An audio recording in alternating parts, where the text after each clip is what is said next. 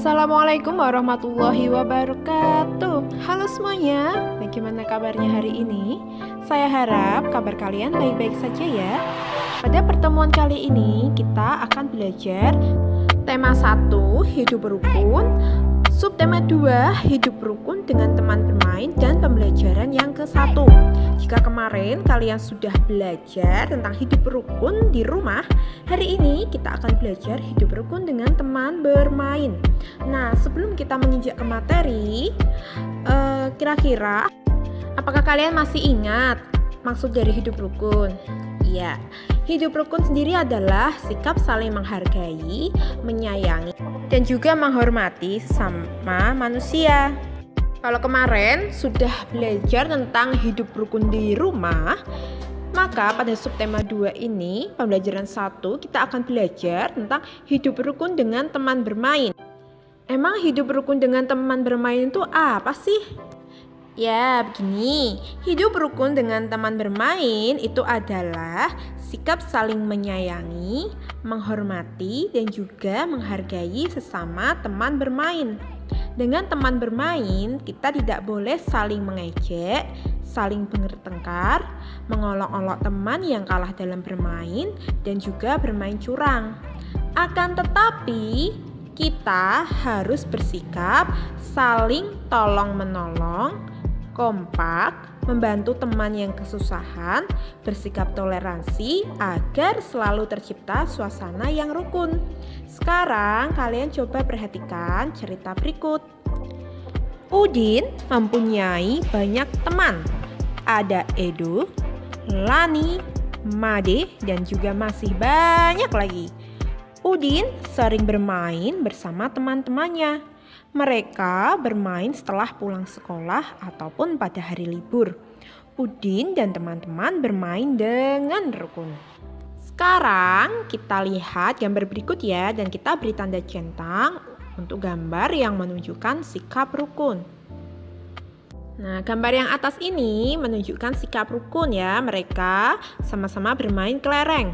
Lalu gambar kedua juga menunjukkan sikap hidup rukun ya. Lalu kita beralih ke gambar ketiga. Kira-kira ini gambar rukun nggak ya? Ternyata tidak ya, karena ini ada teman yang terjatuh tapi malah ditertawakan. Lalu selanjutnya, ini juga bukan gambar hidup rukun, karena mereka saling berebut untuk bermain ayunan. Menginjak gambar kelima juga bukan termasuk hidup rukun ya, karena mereka saling bertengkar.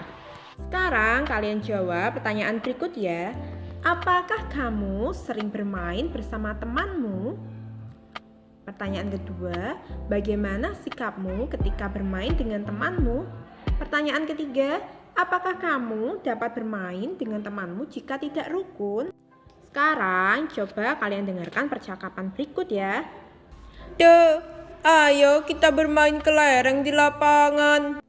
Ayo Din, kita ajak teman yang lain. Boleh saja semakin banyak teman akan lebih menyenangkan.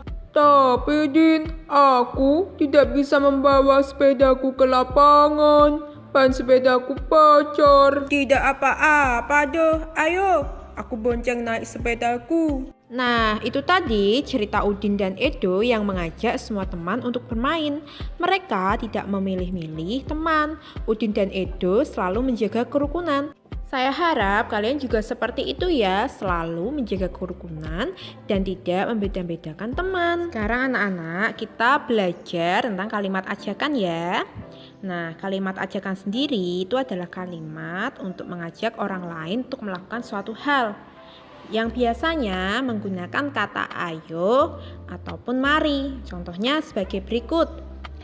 Rin, ayo kita bermain lompat tali. Yang kedua, anak-anak, mari kita pergi ke masjid. Nah, anak-anak, mari sekarang kita lihat gambar berikut ya, dan kita jadikan sebuah cerita. Made, ayo kita bermain kelereng di lapangan. Ayo Din, aku mengambil kelerengku terlebih dahulu. Gambar kedua, mereka melakukan permainan kelereng secara bersama-sama. Setelah bermain, Mari kita rapikan tempatnya untuk menjaga kebersihan. Sekarang coba kalian perhatikan pembelajaran matematika berikut ini ya. Udin dan Edo membawa kelereng. Kelereng Udin ada 115. Kelereng Edo ada 124. Dan kalian perhatikan banyak kelereng itu yang digambarkan dengan satuan kubus ya. Bahwa kelereng Udin digambarkan dengan angka 100, 10, dan 5. Sedangkan kelereng Edo digambarkan dengan 100, 20, dan 4. Coba kalian perhatikan puluhannya. Punya kelereng Udin ini puluhannya adalah 10. Sedangkan punya Edo puluhannya adalah 20. Sehingga kubus yang lebih banyak adalah punya Edo. Jadi kelereng Udin lebih kecil dari kelereng Edo. Sekarang kalian perhatikan baik-baik ya bahwa tanda ini seperti mirip huruf B ya.